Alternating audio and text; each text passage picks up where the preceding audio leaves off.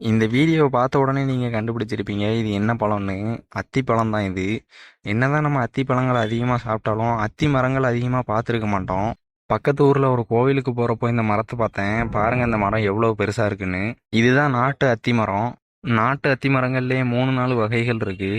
அதில் இது ஒரு வகை மரம். எல்லா பழக்கடைகள்லையுமே அத்திப்பழம் பேக்கெட் போட்டு சேல்ஸ் பண்ணுறதுக்காக வச்சுருப்பாங்க. அந்த அத்திப்பழத்தை ஜூஸ் போட்டும் குடிப்பாங்க. நம்மளும் நிறைய பேர் வாங்கி குடிச்சிருப்போம். அது எல்லாமே இந்த நாட்டு அத்திப்பழம் தான் நீங்கள் நினச்சிங்கன்னா அதுதான் இல்லை. அது எல்லாமே வெளிநாடுகள்ல இருந்து வர்ற அத்திப்பழம்.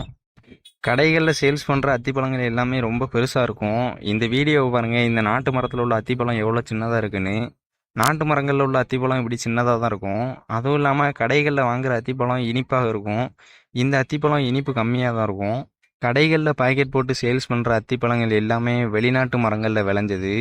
அந்த வெளிநாட்டு மரங்கள் எல்லாமே நம்ம நாட்டு அத்திப்பழம் மரம் மாதிரி பெருசாக இருக்காது. அது எல்லாமே சின்ன சின்ன செடிகளாக தான் இருக்கும். ஆனால் அந்த சின்ன சின்ன செடிகளில் விளையிற அத்திப்பழங்கள் எல்லாமே நம்ம நாட்டு அத்திப்பழத்தை விட பெருசாகவும் இருக்கும், சுவையாகவும் இருக்கும். அந்த வெளிநாட்டு அத்தி மரங்கள்லேயும் நிறைய வகைகள் இருக்குது. வெளிநாட்டு அத்திப்பழங்களில் சுவை அதிகமாக இருக்கிறதுனால தான் அந்த பழத்தை கடைகளில் பாக்கெட் போட்டு சேல்ஸ் பண்ணுறாங்க. நம்மள நிறைய பேருக்கு இந்த விஷயம் தெரிஞ்சிருக்காது. கடைகளில் சேல்ஸ் பண்ணுற அத்திப்பழங்கள் எல்லாமே நாட்டு அத்திப்பழங்கள் தான் நினச்சிருப்போம்.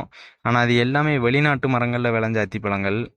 உங்களில் எத்தனை பேர் இந்த நாட்டு அத்திப்பழத்தை சாப்பிட்ருக்கீங்கன்னு கமெண்டில் சொல்லிட்டு போங்க. இந்த வீடியோ பிடிச்சிருந்துச்சின்னா ஒரு லைக் பண்ணி நம்ம சேனலை சப்ஸ்கிரைப் பண்ணிடுங்க.